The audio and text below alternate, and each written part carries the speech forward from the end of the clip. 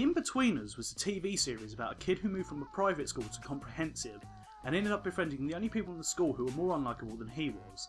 It had 2 good seasons and an awful third one, followed up by a half-decent movie. Unfortunately, they couldn't really leave it there and they decided to make a second one, which isn't just one of the worst films of the year, it's probably one of the worst films I've ever seen in my entire life. You could study The Inbetweeners 2 for months and still find new things to find wrong with it. So, in the interest of keeping it short, I've tried to narrow it down to about 5 key points. The caveat of this is that I'm going to be explaining quite a lot of story related things. Consider this a spoiler warning.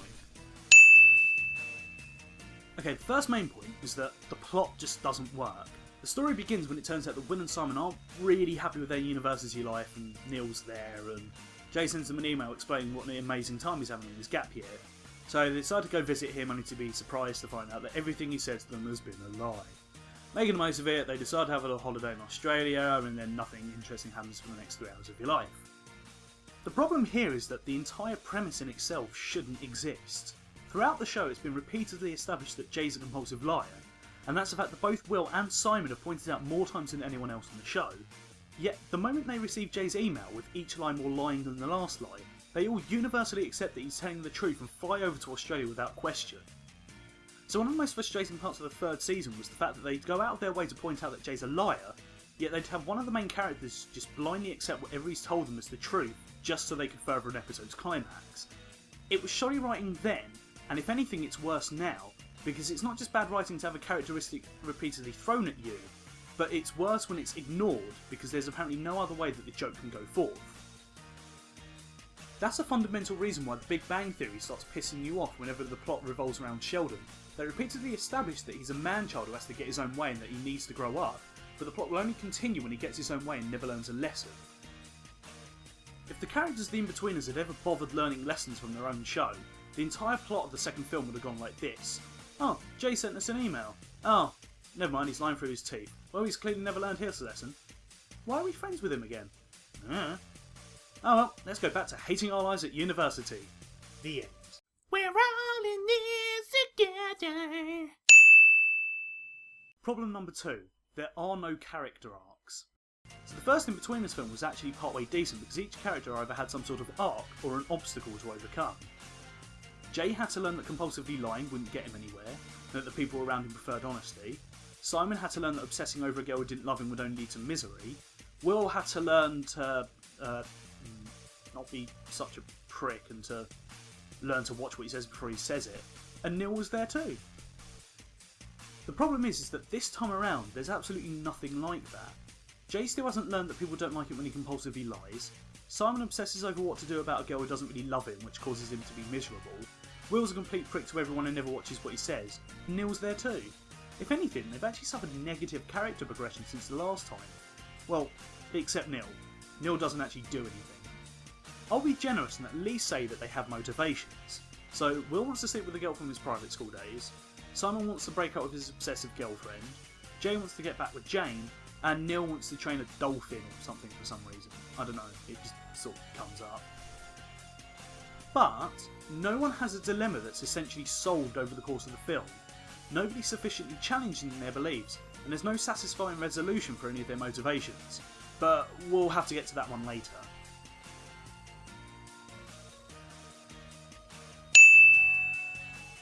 Problem number 3. Fundamentally misunderstood and badly written characters. I briefly touched on this with the lack of plot, but a lot of the Inbetweeners 2 either completely ignores fundamental aspects to each character, or it outright doesn't care, and I'm not really sure which one's worse. For one, take the gap year hipsters. They're shown in their opening scene to be full of shit and posing to impress other people, but this never ever comes up again, and from that point on, they're just there as a rival to Will, and everything they do is completely sincere, so there's either no setup to the original punchline, or the writers just didn't care. Katie's character, on the other hand, just flat out doesn't exist. She's overly flirty to Will for no reason, then she almost sleeps with him, then it's later thrown off as, oh, she's just a tease, that's how she is with everyone, and then she just disappears from the rest of the film forever without any resolution or any kind of ending. I have never put my penis in a lady. You're a virgin, that's cool. If anything, it's famously uncool. Well, it's cute then. That's even worse. I remember in the TV series that the whole point of Will's rants wasn't that he was ever in the right, it was just that he was put into a corner, he lashed out, and then he achieved nothing through doing so. There's even that dreadful episode in season 3 where he does the right thing and he's still criticised for it, and that's the entire episode's climax. But in the film, every time he rants, he's never actually shown as being in the wrong. He's just saying what we're all thinking. So there's no conflict or juxtaposition when he starts mouthing off. He's not ever in the wrong, he's always shown as being in the right, which means that the awkward contrast between what he's saying, what the reality is, never actually comes up. So the film is actually missing a fundamental part of the show's comedy. Neil, as previously discussed, is just there. The biggest fall from grace goes to Lucy, because in the previous film she was a lovely nuanced character who came across as a perfect counterpart to Simon, if ever he'd notice it. In the Inbetweeners 2, she's probably the worst caricature of a human being to ever exist. She's ridiculously possessive to the point that, despite knowing he's on holiday and at some point he proposes to her mid-film, she still puts his PlayStation in the microwave. By the way, that joke doesn't even work either because they use one of those old school Fatso PS3s which is as capable of fitting in a microwave as the screenwriters are of writing a believable female character. Lucy's character isn't just a ridiculous fall from grace, her personality is literally that of a completely different person. Someone like that simply doesn't exist, so her character is unrelatable and every scene involving her is either eye-rollingly bad or insulting to watch, or both. Finally, the most prevalent character motivation is that Jay wants to get back with Jane, but that doesn't actually work upon any examination. The explanation given as to why they broke up is as follows. Jane complained about her weight and said she wanted to lose it. Jay said he loved her the way she was, but fully supported her decision, and so buys her a Wii Fit to help her achieve her goals. In return, she dumps him. The film slants the perspective as Jay being in the wrong for buying her a Wii Fit, which is apparently so egregious that he deserved to be dumped. Another reading of it is that Jay did something to help someone he loved. She hated that he tried to help her, and so dumped him. Either Jay's in the wrong for trying to help her, or she's in the wrong for dumping him. The thing is that with either explanation or interpretation, there's actually no reason to want those characters to get back together, so there's no reason to care about what's presented as the driving force of the entire film. Problem number 4, having its cake and dropping it. I had a whole thing here about how the film has too many scenes where there's two ways of approaching it, either comically or dramatically, so it tries both and fails miserably, but I've already spent far too long on everything else, so I'm gonna skip this one. Sorry. In the meantime, here's some more stuff that I was going to include, but I also cut for time purposes. Is it done? Okay, good. Let's continue.